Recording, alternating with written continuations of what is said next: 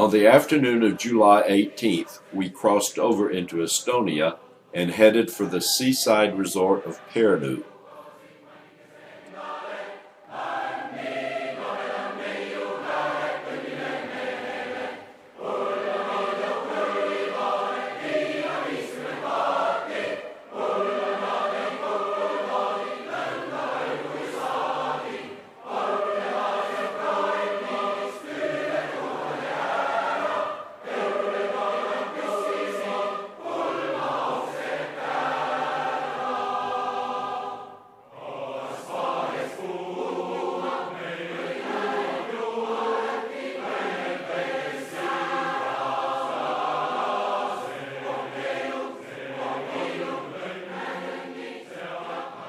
We finally arrived in Tallinn around 6 p.m.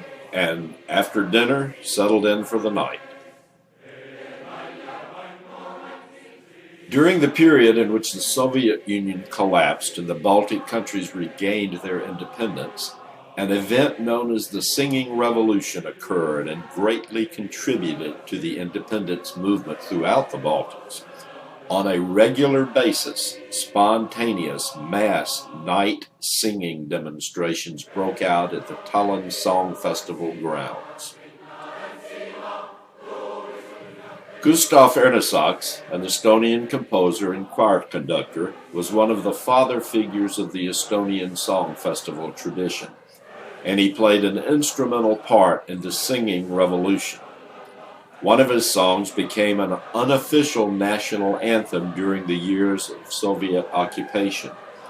Ironically, however, he had also been the composer of the anthem of the Estonian SSR used between 1945 and 1990.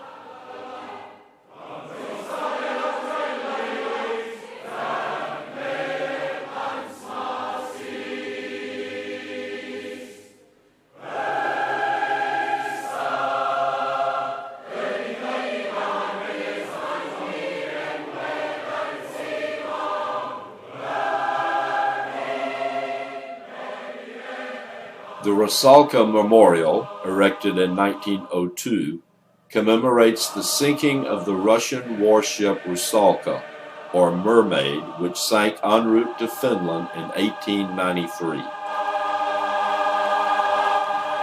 The Alexander Nevsky Cathedral is an Orthodox cathedral in the Old Town, built between 1894 and 1900 when the country was part of the Russian Empire.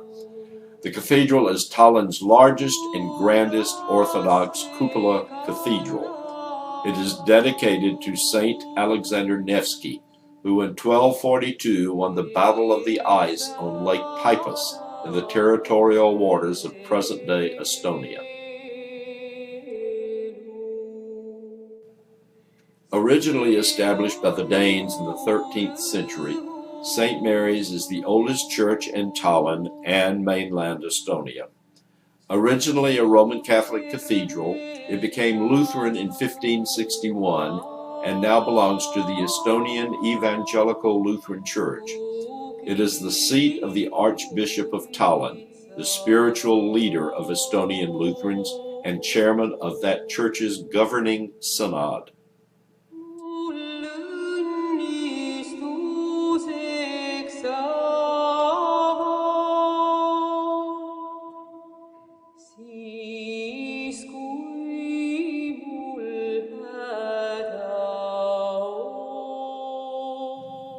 St. Nicholas Church, or Niguliste Church, was originally built in the 13th century. Partially destroyed in Soviet bombing of Tallinn in World War II, it has since been restored and today houses a branch of the Art Museum of Estonia, focusing mainly on ecclesiastical art from the Middle Ages onward. The former church is also used as a concert hall.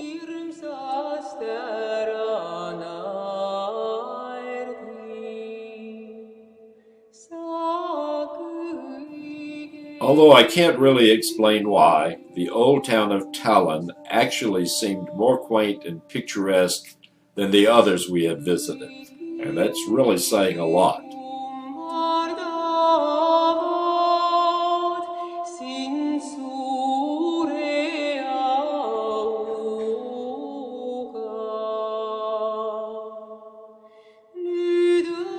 permanent exhibition in the Tallinn City Museum provides an overlook of Tallinn's history through the centuries, beginning with prehistory and ending with Estonia's regaining of independence in 1991. The history of the building housing the museum reaches back to the 14th century. It is a typical medieval dwelling and for centuries was owned by renowned citizens, merchants, and town councilors. The house was adapted for museum purposes after a reconstruction period which took place from 1963 to 1965.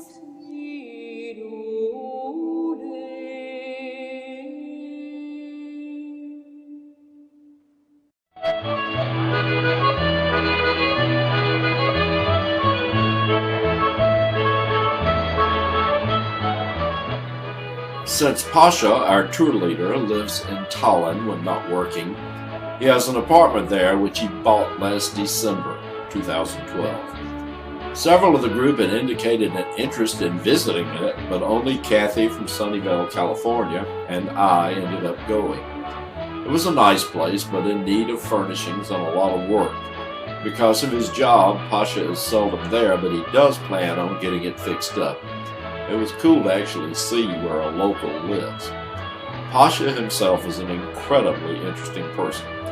Born of Russian parents in Estonia, he hates the Russian government. Somehow or another, he actually is not an official citizen of any country.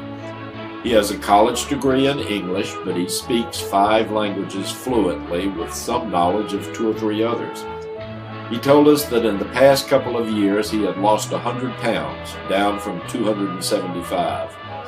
He described himself as a loner and somewhat of a nerd with few real friends, but he loves his job.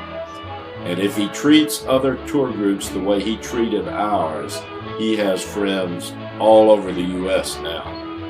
His love for his job was obvious, and he was simply the best I have ever had.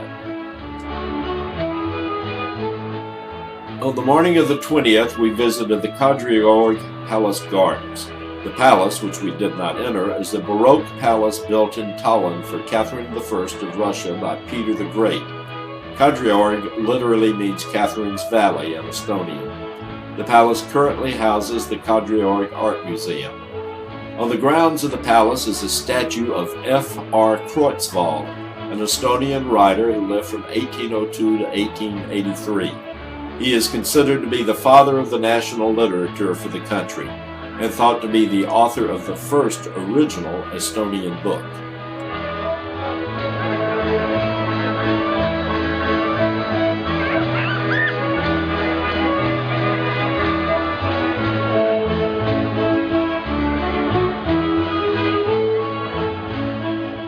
We next visited the Estonian Kunsti Museum, Kumu for short. This art museum is the largest one in the Baltics and one of the largest in Northern Europe. The main collection covers Estonian art from the 18th century onwards, including works from the occupation period 1940 to 1991, showing both socialist realism and nonconformist art. Temporary exhibitions include both foreign and Estonian modern and contemporary art.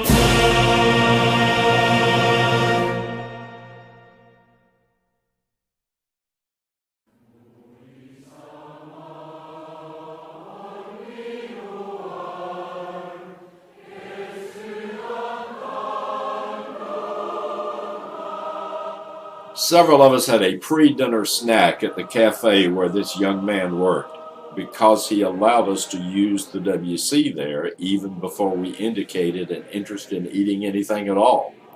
He said it was a basic human need and right, and he wasn't about to turn anyone away. Obviously, his graciousness paid off well for him.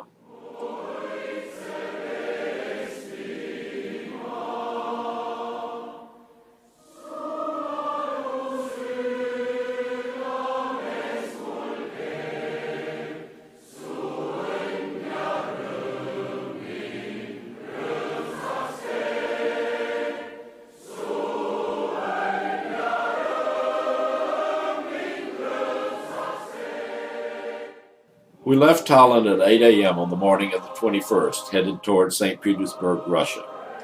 We arrived at the border town of Narva, Estonia around 10:30 a.m. We finally crossed the border and got through Russian passport control at 3 p.m.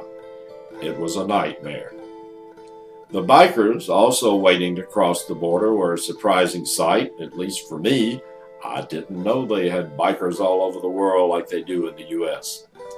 The castles on either side of the river were also interesting views, although we didn't enter either one of them.